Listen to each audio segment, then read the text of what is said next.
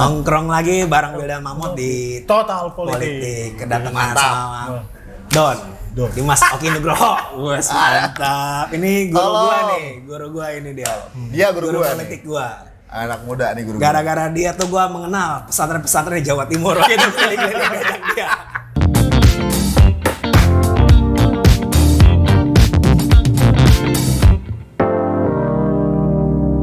Kebetulan pakar antropologi politik lah ini orang. Ya. Gua makanya dulu nggak tahu relasinya kenapa kita ke pesantren-pesantren, ternyata ada nuansa politiknya juga nih, bukan beliau. Nanti bisa dijelaskan secara rasional dan spiritual. Benar. Gue mau nanya nih bang, kenapa lo ngambil antropologi politik dulu lah buat bridging awal dulu, biar teman-teman tahu kan?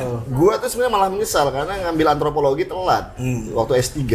Setelah gua tahu ternyata nih antropologi keren banget gitu, karena dia tidak hanya mampu membuka tabir-tabir atau kepalsuan formal dengan sebuah realitas sosial dan spiritual.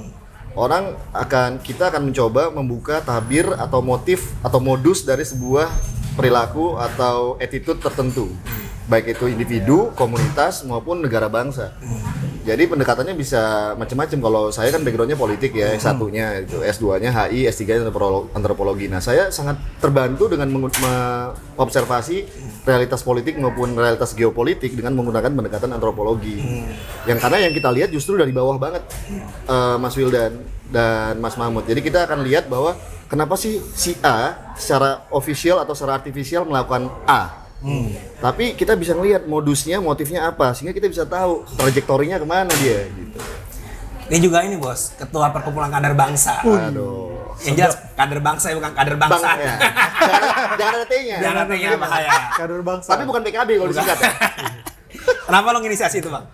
Ya karena awalnya gitu. Ya gue cinta anak muda lah, karena gue pikir sama lah kita, bahwa ini anak muda ke depan ini punya peran penting karena jumlahnya besar, tapi selama ini seperti anak yatim menurut saya. Nggak ada yang nanggepin, nggak ada yang melatenin gitu.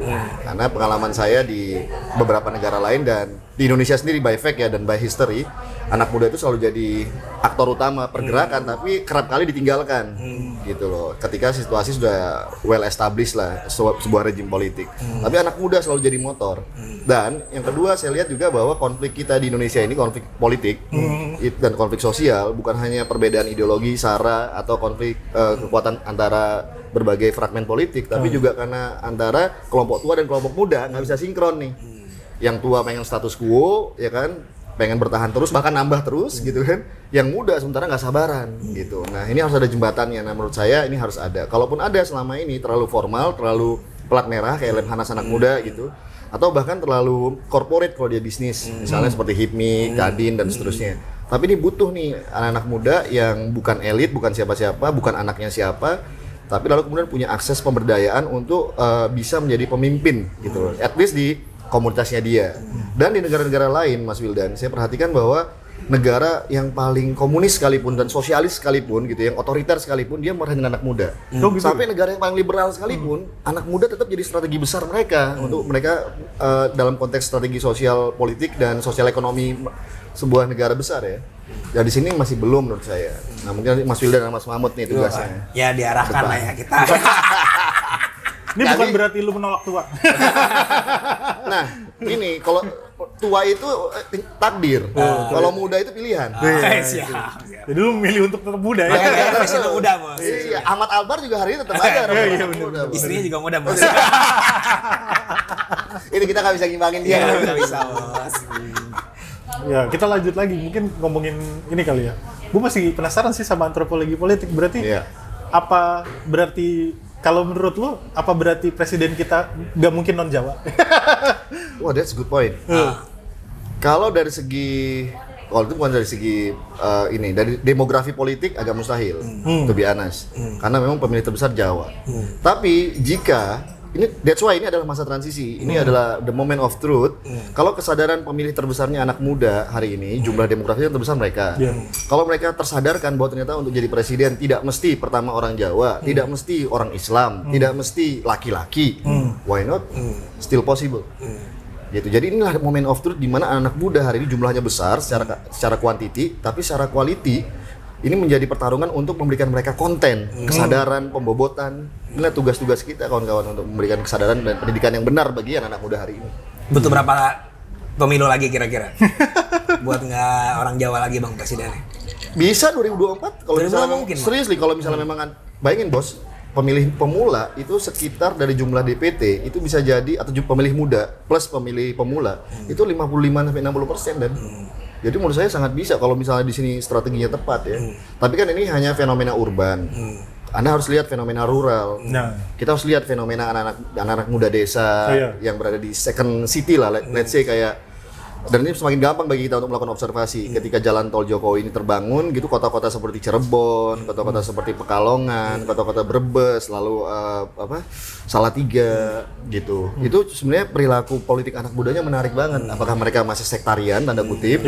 Atau bukan sektarian primordial, atau mereka lebih kosmopolit dalam melihat sesuatu. Kalau Jakarta menurut saya sangat kosmopolit. Sangat kosmopolit. Kosmopolit. Tapi sekarang juga Jakarta itu Mas Wildan itu dia bisa memproduksi gaya hidup. Dalam konteks ini, konten-konten teman-teman ini bisa membuat anak-anak muda di berbagai belahan daerah di Indonesia itu bisa melihat sesungguhnya apa sih visi ke depan mereka, bagaimana sih mereka harus mempositioningkan diri dalam menghadapi tantangan zaman yang seperti ini gitu. Gitu dan artinya teknologi, internet, lalu kemudian digital, sosial media ini sangat membantu. Tinggal kontennya bagaimana nih yang kalian arahkan gitu. Terus lo kan gue liat nih optimis banget nih sama posisi anak muda ya. Maksudnya dari politikan Indonesia mungkin lo pelajari mulai dari zaman Ben Anderson sampai sekarang. Wih, nah, staf revolusi khusus kaum milenial muda. gimana tuh? Staf khusus milenial. Kan teman-teman abang juga tuh. Nah, teman-teman lu. Ya itu dong lo. Ya lu buang badan. Iya, maksud gue gimana tuh? Menurut lo ada gak sih fungsi secara fungsional mereka berperan nih dalam konteks Gini, mungkin Mas hari Wildan ingat, ini salah satu editor, ini co-editor sebenarnya dalam buku Pemimpin Muda apa? Anak Indonesia dan Masa Depan Anak Muda. Iya. Jadi saya editornya, beliau adalah co-editor. Jadi sebenarnya apa namanya? Lupa gue pertanyaan lu. Lo takutnya jawabnya. Kayak sama teman sendiri. Ada. Jadi sebenarnya sama milenial menurut lo udah berdampak gak sih sebenarnya posisi mereka di situ? Sebenarnya harapan kita bahwa di pemerintahan kedua dari Presiden Jokowi itu kan lebih banyak mengakomodasi anak muda, benar kan? Ingat lu kan? Dan itu sudah tadi harapan kita kan di kabinet lebih banyak anak muda. Nah, sekarang baguslah udah ada Nadiem sebagai menteri usianya 30-an. Lalu siapa lagi ya? Gue lupa. Wamen. Perdagangan, ada anak muda. Lalu kemudian Presiden memutuskan mungkin anak muda lebih banyak di staf khusus Presiden milenial SKP. Beda loh sama KSP ya, SKP. Tapi SKP ini by nature, nah ini menarik. By nature dia adalah individual representation of anak muda yang dekat sama Presiden. Harapannya mereka menjadi honest broker. Menjadi penjembatan dari anak-anak muda atau publik ya kan yang lebih jujur, yang lebih dinamis dan khas anak muda kepada Presiden. Pertanyaannya sekarang ya tinggal kita evaluate gitu. Mereka sudah menjalankan tugas dengan baik apa tidak? Ada nggak hal-hal yang sifatnya isu anak muda apa sih gitu? Isu anak muda kan banyak banget gitu loh. Udah cukup teradvokasi nggak, terrepresentasi nggak dengan kehadiran mereka? Kalau belum gitu kan? Ya kalau belum ya Mbok sadar harus lebih meningkatkan kualitas kerjanya gitu. Diplomatis biar tetap nongkrong di diskusi kopi. Ya rokok. Tapi gue menarik bang. Maksud gue kan lo kultur gerakan ya. Dan hari ini gue lihat gerakan tuh berubah tuh anak-anak muda. Kayak misalnya gue ngambil representasi di staf khusus milenial. Maksudnya dari Cipayung aja satu gitu. Maksud gue ada gak sih tantangan berat yang dihadapi sama teman-teman Cipayung gitu di era dimana anak-anak berbondong-bondong nih ke komunitas, ke startup kayak gitu. Apa yang harus dilakukan nih sama teman-teman di organisasi kader gitu? Gini Mas, izin betul. Jadi Cipayung itu tetap jadi sebuah organisasi par excellence yang mampu melakukan rekrutmen dan kaderisasi. Tugas-tugas rekrutmen dan kaderisasi mereka. Tapi mereka harus bisa memastikan bahwa yang paling dalam situasi seperti ini, yang paling dibutuhkan dari mereka apa? Menurut saya adalah untuk memberikan anak-anak muda ini sebuah keyakinan dan sebuah visi ke depan, cita-cita, lalu kemudian punya jaringan. Intinya kepercayaan diri. Yang paling mahal itu kan sebenarnya sistem pendidikan itu melahirkan orang-orang yang bisa mandiri dan punya confidence bahwa mereka bisa nih gitu kan untuk mencapai sesuatu karena mereka punya teman, mereka punya diri mereka sendiri, mereka punya education, mereka punya knowledge, mereka punya vision gitu kan. Nah itu gitu. Tapi lalu kemudian kemana setelah itu mereka harus mencari sendiri. Nah dalam konteks mencari sendiri ini sekarang itu sangat tergantung dari profesi yang mereka pilih. Menurut saya ini menarik Mas, dari penelitian beberapa orang-orang scholar political science ya, bahwa di Indonesia by history kalau pemimpin itu kan rekrutmennya trajektorinya kalau eranya Bung Karno, ini era mas-mas kita ini, eyang-eyang kita ini, bapak-bapak kita ini, itu kan mereka berasal dari pergerakan intelektual yang bergerak, tapi kebanyakan mereka priai, ya kan, yang kemudian tersadarkan diri, bunuh diri kelas, gitu lalu kemudian terjun gitu kan. Lalu kemudian mereka melawan kolonialisme dan punya cita-cita bersama. Musuhnya cuma satu kan, kolonial. Nah, yang kedua, ketika era Orde Baru, ini rata-rata mereka rekrutmen pemimpin itu berasal dari kalangan tentara, Akpol atau Akmil, Akabri. Akpol malah belum, masih polisi waktu itu masih belum first class, ya kan. Nah, jadi rata-rata dari Akabri atau rata-rata dari Akmil gitu. Nah, itu hampir semua dari level nasional sampai bawah. Bahkan teknokratik yang dari Golkar, dari partai, dari birokrasi itu juga lagi masih second class of leadership. Tentara waktu itu rekrutmen pertama gitu. Tapi juga tentara yang berprestasi atau punya kedekatan tertentu dengan siapa yang jadi sentrumnya waktu itu. Yang ketiga, ketika era reformasi itu banyak orang partai. Tapi orang-orang partai backgroundnya masih ada intelektual, santri, lalu kemudian juga orang-orang NGO. Itu masih kuat di situ. Ketika era reformasi lah muncul partai-partai baru. Di zamannya Habibie, Gus Dur, Bu Mega itu semuanya bisa dikatakan rekrutmen kepemimpinan dari kelompok intelektual atau santri, ya, ulama, dan lalu kemudian orang-orang NGO, teman-teman NGO. Dan advokasi isu besarnya adalah human rights, demokrasi dan seterusnya. Nah, tapi masuk kepada udah pelan-pelan masuk karena demokrasi kemudian menjadi industri high cost, banyak pengusaha-pengusaha yang muncul. Pengusaha ya yang orientasinya memang sejak awal tuh mereka profit. Nah, orang seperti siapa dulu Bupati Lamongan dulu ada yang sangat berprestasi, lalu beberapa kepala daerah muncul, Solo, Jokowi, dan kemudian menjadi gubernur dan menjadi presiden. Itu adalah representasi kelas ini. Kedepan menurut saya nih Mas, ini menarik adalah justru yang akan jadi pemimpin kita di generasi pasca Jokowi itu adalah anak-anak muda yang punya background social entrepreneurship. Jadi bukan background. Jadi bukan semata profit, mereka pengusaha, tapi mereka punya kepedulian sosial dan sharing ekonomi modelnya. Sharing ekonomi. Jadi bukan konglomerasi wacananya, tapi adalah kolaborasi. Jadi orang-orang yang kemudian peduli dengan persoalan-persoalan di sekitarnya, lalu kemudian buat platform untuk memberikan solusi yang nggak hanya mencoba menjawab solusi persoalannya, tapi juga kurang lebih secara sosial ekonomi sustain. Nah, itu menurut saya ke depan. Bukan dinasti berarti. Good point. Bukan. Soalnya udah darah-darah udah banyak nih kayaknya. Udah mulai kan. Generasi kedua nih. Kenapa nggak aku? Gantian gimana cara mempertahankan? Gimana Bang, pendapat soal politik dinasti? Politik dinasti Mas, di mana aja kita temukan, mau di Amerika sekalipun ada politik dinasti. Dua aja syaratnya, saya pernah dalam setiap event saya katakan bahwa satu, dia tidak punya warisan dari keluarga politik yang terbukti atau terindikasi korupsi. Itu pertama. Atau katakanlah melakukan kejahatan-kejahatan kemanusiaan. Itu yang pertama. Yang kedua adalah dia harus punya visi besar memang untuk membuat prestasi. Jadi kalau yang pertama ini prasyarat, kalau yang ini bisa aja dia mungkin belum punya prestasi, tapi kemudian dia tunjukkan dengan bukti gitu ya, dia punya program, dia punya cita-cita, dia punya passion memang, bukan hanya sekedar aji mumpung, anaknya siapa gitu, tapi lalu kemudian dia punya vision memang untuk memajukan wilayah tersebut. Fine. Yang ketiga ini paling penting kawan-kawan, jangan jadikan itu sebagai aji mumpung, batu lompatan, karena kasihan masyarakat. Gitu. Kalian kasihan voters yang memang sudah mempercaya memberikan amanah ya, memberikan kepercayaan besar kepada yang bersangkutan untuk memimpin dan merubah kota tersebut gitu. Karena ini kesempatannya mereka. Jadi anak muda hari ini masa transisi kawan-kawan.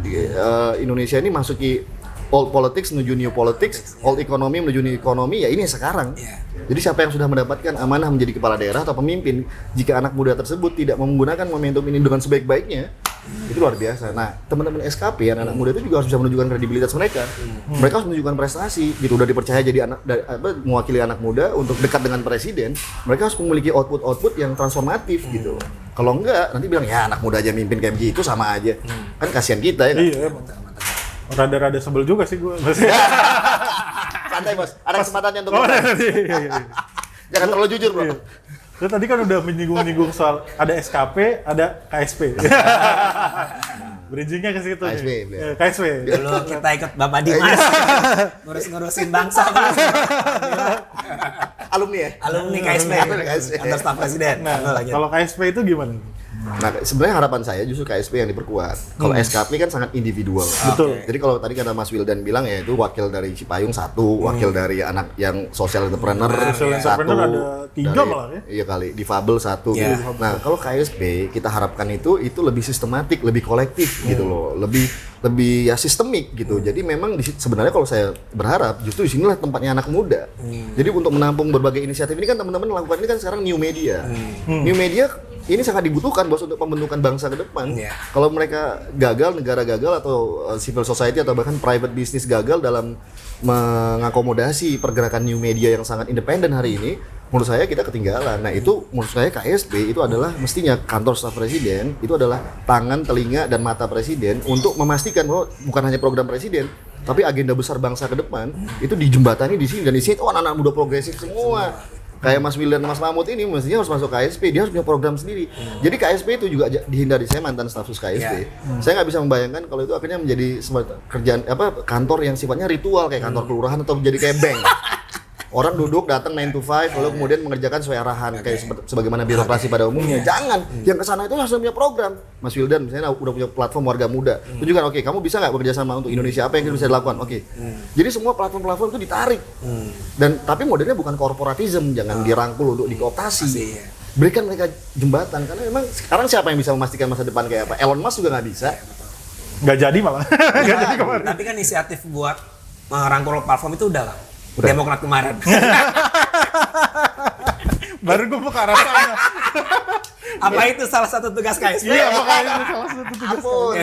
Jadi bisa detail guys, sebenarnya KSP itu sebenarnya kan orang-orang anak-anak muda tuh nganggep dari sekian kementerian yang secara branding oke itu KSP sebenarnya. Iya. Kayak tuh kayak deket bang sama presiden. Sebenarnya ngapain sih bang? Maksudnya fungsi dan tugasnya Awalnya. idealnya awalnya gitu. Awalnya dulu tuh biasa. Jadi waktu itu Pak Presiden Joko Widodo ketika setelah during campaign lah, sebelum hari H Pilpres dan setelah Pilpres belum dilantik, waktu itu memang beliau menginginkan ada semacam West Wing. West Wing. Kayak di Tidak. Gedung Putih West Wing itu. Iya. Berarti narasi politiknya juga bagus juga ya Jokowi. Bagus banget, progresif. Waktu itu yang kita kasih contoh bukan hanya West Wing. Waktu itu beliau manggil saya ya waktu itu. Anda kalau pernah ingat Brazil, si siapa dulu presidennya yang Lula da Silva kan buka KSP. Yang kemudian waktu itu kepala stafnya yang cewek itu loh, yang kemudian jadi the next president after him. Nah, itu memastikan bahwa agenda progresif presiden, karena presiden kita kan sangat progresif nih Pak Jokowi. Dia punya agenda pembenahan untuk petani, dia pembenahan untuk macam-macam, untuk birokrasi, dia punya keinginan untuk UMKM dan seterusnya untuk anak muda. Tapi ini kan agenda besar. Nah, siapa yang bisa ngawal gitu loh. Tapi KSP ini juga mampu memastikan ada harmonisasi dan koordinasi antara triple helix, antara negara, masyarakat sipil, civil society, khususnya anak muda dan private. Jadi ini harus punya kekuatan besar di sini gitu, yang mampu memutus hambatan-hambatan birokrasi, bottlenecking dari berbagai hal yang sifatnya regulasi. Dia mampu memberikan usulan-usulan transformatif lah gitu, sebagai tangan, sebagai mata, sebagai telinga dari presiden. Nah, cuman kemudian ini sekarang jangan-jangan terjebak pada birokrasi, jangan-jangan terjebak pada bukan birokrasinya tapi gaya hidup birokrasi lah. Itu yang sebenarnya jangan harus kita hindarin. Dan lalu kemudian muncul hal-hal yang sifatnya jadi business as usual. Itu yang nggak diinginin oleh presiden menurut saya. Ke depan itu KSP harus mampu secara progresif itu memfollow up agenda-agenda presiden sekaligus mampu berkomunikasi politik pada masyarakat. Itu termasuknya 3 periode bang. Kalau 3 periode, gimana bang? Menurut abang ini sebagai intelektual antropologi lah. Kalau 3 begini, good point. Ini sebagai antropologi atau sebagai apa nih? Sebagai antropologi aja. Kalau pembawa isu jangan. Sebagai antropolog. Ngeliat konteks demokrasi kita sekarang gimana tuh? Oh, mulainya dari konteks demokrasi. Ya, konteks demokrasi. Kalau antropolog lebih luas lagi boleh nggak? Oh, boleh, silakan. Kalau menurut saya begini, sebenarnya gini, aspirasi terhadap 3 periode itu, kalau dari segi antropologi politik ya, dalam masyarakat, terutama masyarakat rural tradisional, mereka sebenarnya nggak ngelihat, guys, bahwa pemimpin itu sebenarnya butuh 1 periode, 2 periode, atau 3 periode. Mereka nggak ngelihat itu. Yang penting pokoknya rakyat bisa kenyang, tidak lapar, barang-barang murah, bisa pendidikan gratis, bisa kesehatan gratis. Lalu mereka melihat ada pembangunan dan tidak ada konflik, tidak ada rame-rame, tidak ada goro-goro. Yang penting tentram. Itu memang dari segi sosial budaya dari masyarakat kita, social culture dari masyarakat kita, mereka melihat kan pemimpin itu representasi dari dari Tuhan. Betul. Nah, jadi tapi kan kita punya trauma besar nih antropologi. Kita punya trauma besar bagaimana pemimpin yang jika kemudian terlalu lama memimpin dan itu akan jadinya eksesif. Betul. Kita lihat dulu masanya Bung Karno, masanya Pak Harto. Jadi karena kesadaran kita lah sebagai bangsa, karena kita belajar dari sejarah-sejarah masa lampau. Karena sekarang juga bukan kerajaan lagi ini. Karena Khalifatullah Penatagama itu pun sekarang juga kan nggak seperti itu konteksnya. Seorang pemimpin kalau dulu kan memang sultan, kasunanan. Itu memang merasa dia representasi dari langit. Dan representasi dari manifestasi dari manunggaling Kawula Gusti antara yang di atas sama yang di bawah. Jadi dia mewakili itu semua. Jadi dia legitimate. Nah kalau sekarang kita bersepakat sebagai negara bangsa membuat yang negaranya republikan. Jadi semua raja-raja dulu, Sultan Habib IX, Raja Aceh, Sultan di Aceh, di Delhi, di Solo, semua bersepakat kita adalah masuk ke dalam ranah republik. Nah, republik bagaimanapun harus ada konstitusi yang membatasi semua. Dan ini konstitusi secara demokratis memberikan usulan dan partisipasi pada masyarakat, kepada negara. Nah, menurut saya sekarang, dan kita belajar dari history, kalau pemimpin yang terlalu kemudian terlalu lama itu cenderungnya menjadi tidak baik. Iya, tidak baik. Nah, sekarang akhirnya kalau menurut saya aku yakin dan kita tahu juga bahwa Presiden Jokowi sudah menyatakan bahwa dia tidak menginginkan jabatan 3 periode. Bahwa kemudian muncul wacana ini, saya pikir ya hampir setiap periodisasi zaman SBY juga muncul sempat kan 3 periode. Gitu. Jadi pasti adalah kelompok-kelompok yang ingin menggoda kekuasaan supaya, dan mereka punya kepentingan pastinya untuk melanggengkan kepentingan mereka dengan menunggangi ya kan kekuasaan yang dicoba untuk supaya dilama-lamain gitu. Tapi seorang pemimpin yang baik adalah pemimpin yang tahu kapan dia memulai dan kapan dia mengakhiri. Dan dia harus meninggalkan legacy. Dia harus mempersiapkan pemimpin ke depan. Sama kayak Lee Kuan Yew mempersiapkan Lee Hsien Loong anaknya itu harus melewati orang namanya siapa? Sebelum Lee Hsien Loong itu siapa namanya? Lee Kuan Yew. Ya itulah pokoknya. Ya, itulah pokoknya. Jadi ada transisi Ya. bahwa nanti mereka ingin anaknya George Bush punya anak George W. Bush jadi presiden, fine. Tapi tetap dalam dinamika demokrasi gitu. Jadi tidak bisa langsung ya Gibran. Anda tidak bisa langsung. Belajar Anda dulu. main tunjuk-tunjuk aja Anda. Belajar di Jakarta di sini. Pelajari Jakarta dulu. Ya, Aduh. tapi menarik sih, maksud gua lo cukup luas lah untuk memandang anak muda dan demokrasi. Gua tahu lo konsen ke sana gitu kan. Jadi sebenarnya apa sih yang harus dilakuin nih menurut Bang Dimas nih di situasi pandemi kayak gini, di bonus demografi, di mana negara mungkin lagi coba untuk gotong royong sama anak muda. Maksudnya udah belum sih negara itu entah itu bahasa yang melayani atau mengenjit anak muda gitu. Saat ini penilaian lo gitu. Iya, kalau menurut gua hari ini kan kita punya bonus demografi yang luar biasa ya kawan-kawan ya. Dan dalam year of year angkatan kerja kita tinggi kawan-kawan. Sekitar gue lupa 2,5 lah juta ya yang selalu siap untuk mencari kerja baru. Lalu kemudian angka pengangguran juga masih tinggi. Bahkan angkatan kerja kita kan total 199 juta dari 200-an penduduk kita. Tapi dari 199 ini yang bekerja full timer itu kalau nggak salah cuma 130-an. Tapi yang part time, yang associate dan seterusnya itu by nature itu masih sedikit. Apalagi yang prekariat, yang modelnya kayak kita nih, yang kreatif, yang memang malas bangun pagi, yang pokoknya dari sore sampai malam. Tapi mereka punya penghasilan guys, gitu. Ataupun mereka memutuskan gue penghasil kerja sebulan, seminggu atau sebulan lagi gue libur, sebulan lagi gue kerja, itu banyak kayak gitu. Nah itu menurut gue juga menjadi realitas hari ini ya dalam konteks ekonomi kreatif dan digital. Lalu di saat yang sama ada angkatan kerja baru kawan-kawan, dan itu besar kawan-kawan. Sementara lapangan pekerjaan semakin menipis. Kan pabrik kagak ada buka. Kita nggak punya pabrik mobil, ya kan pabrik listrik mobil nggak jadi buka katanya. Jadi ini juga masih tantangan besar. Lalu di saat yang sama, ini ada banyak orang-orang yang di PHK gara-gara pandemi. Jadi total gede banget 9 sampai 13 juta. Jadi dan sekarang tren ke depan adalah ekonomi digital. Dan semuanya itu via online. Jadi menurut saya anak-anak muda hari ini arahnya ke sana, gitu. Arahnya ke sana, dan bagi teman-teman yang sudah memulai langkah untuk ke sana itu menurut saya tepat banget gitu. Satu, yang kedua, that's why menurut saya fenomena hari ini entrepreneurship dan social entrepreneurship itu jadi penting kawan-kawan. Karena mereka tidak hanya bekerja untuk diri mereka sendiri, mereka buat bisnis kecil-kecilan aja. Ternyata alhamdulillah fruitful, memiliki manfaat. Mereka bisa merekrut tenaga kerja baru, can you imagine? Jadi dan ini menurut saya, kenapa saya menyatakan bahwa ke depan itu pemimpin itu akan berasal dari sini. Mereka sudah terbiasa memimpin. Mereka sudah terbiasa peduli. Mereka sudah terbiasa melihat visi ke depan. Itu sama aja kayak dulu Obama mempersiapkan diri jadi presiden. Dia bukan tentara, dia kulit hitam. Dia bukan anaknya siapa-siapa. Dia masuk kepada, kalau misalnya dalam presiden Amerika kayak George W. Bush, dia harus memamerkan bahwa gue pernah serving the country. Waktu itu di Vietnam menjadi pilot.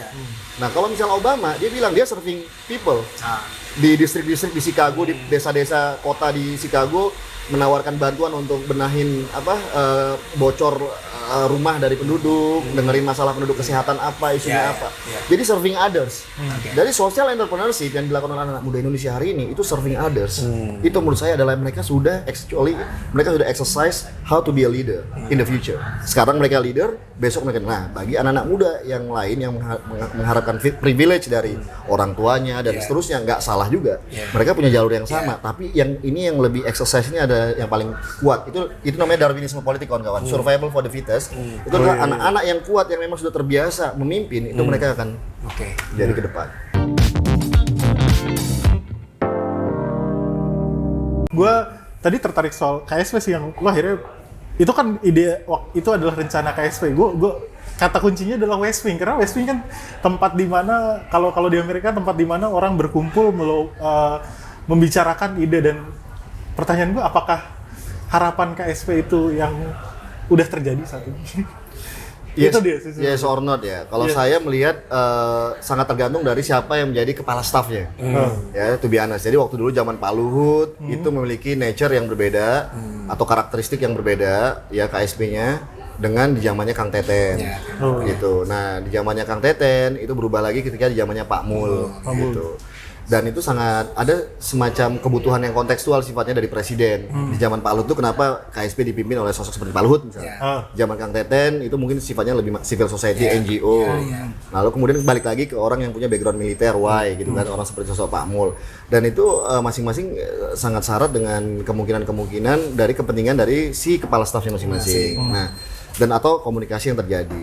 Tapi kalau menurut saya KSP itu so far itu sudah cukup memberikan kontribusi lah gitu. Tapi di hari ini kalau saya boleh usul, KSP itu harus menjadi semacam monef dari program-program pemulihan ekonomi nasional gitu. Karena dana PEN ini kan banyak banget kawan-kawan. Ada 600 sampai 900 triliun gitu, supaya bukan yang ngawasin jangan Menko Perekonomian atau Kemenko, karena itu jeruk makan jeruk. Yang ngawasin harus ada lembaga yang sebagai orangnya presiden yang memastikan bahwa memang dana stimulus yang untuk membantu dampak dari pandemi COVID-19 ini betul-betul tepat guna, tepat sasaran. Antara lain satu, kawan-kawan semua, misalnya database. Hari ini Republik ini musuhnya sebenarnya bukan teroris, kawan-kawan. Musuhnya ada database yang tidak satu. Bukan single data. Gimana lu mau kasih bantuan, Bray? Gitu, nggak bisa. Dan banyak sekali itu bahaya gitu. Banyak orang yang tidak tidak pantas untuk mendapatkan bantuan. Itu mendapatkan bantuan dan kita juga pengen tahu bantuannya udah benar atau enggak, dikorupsi apa enggak.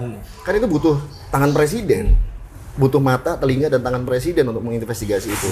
Nah, Monef kalau teman-teman yang di NGO pasti paham, monitoring evaluasi itu harus ada. Dan KSP menurut saya itu harus menjadi berperan seperti itu. Jadi jangan nggak boleh punya proyek politik dia, proyeknya harus benar development.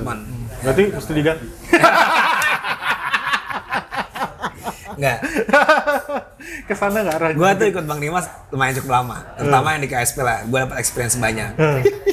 Waktu zaman Pak Teten, kebetulan staf khususnya Bang Dimas nih. Komunikasi kemana-mana bos, gue ngikutin lah, ke Jawa Timur, ke Jawa Tengah, keliling Indonesia lah buat komunikasi politik. Gue malah ngeliat lo Bang, gak cocok di KSP Bang, jubir presiden. Daripada bapak yang itu, lebih baik bapak. Dia mau nembak jubir. Ampun.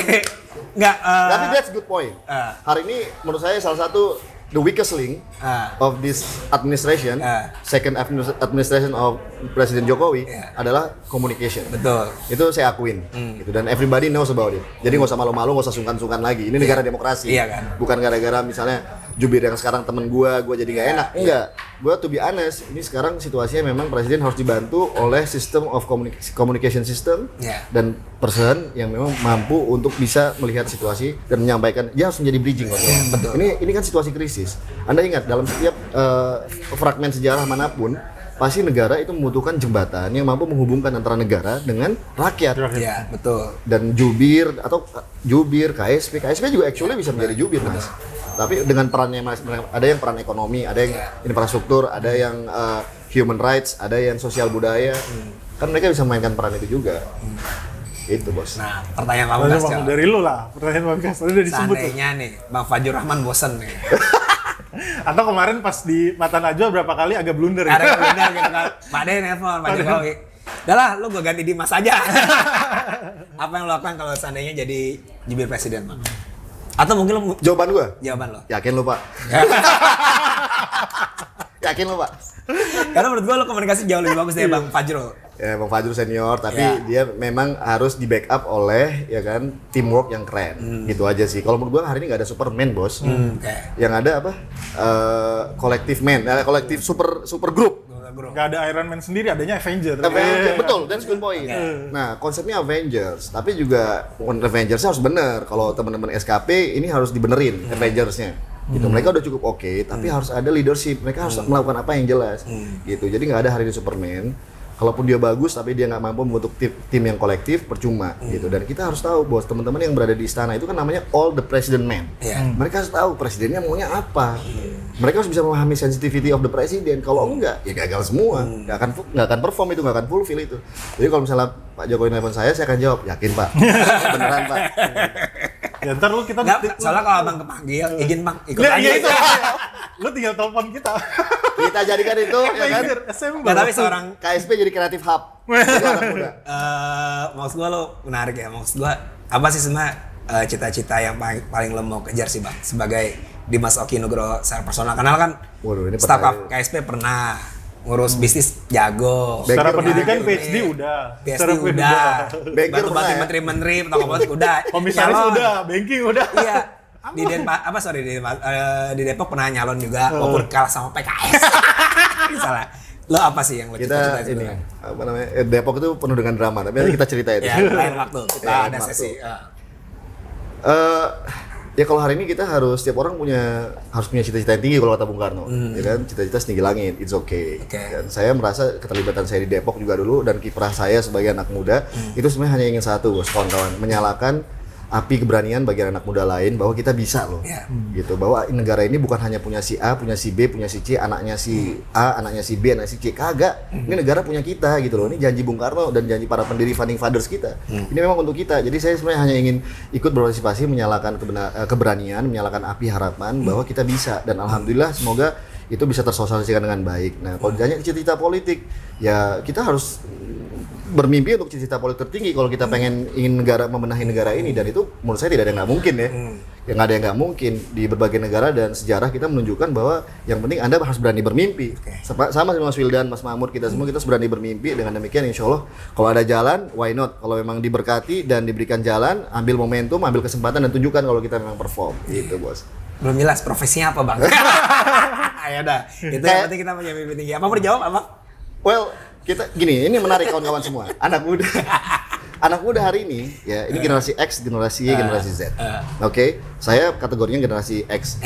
Ente bro, Milenial. Milenial. Y, milenial kan. Iya. Ya, kalau X itu terakhir 79. Iya betul. Iya, dia starting 78 79. Sementara generasi Y itu setelah itu adalah generasi Z. Nah, ini memang kayak zaman kita yang untuk memimpin republik. Iya. Kita siap memimpin republik. Wes. Udah saatnya. Bukan Sunda Empire kan?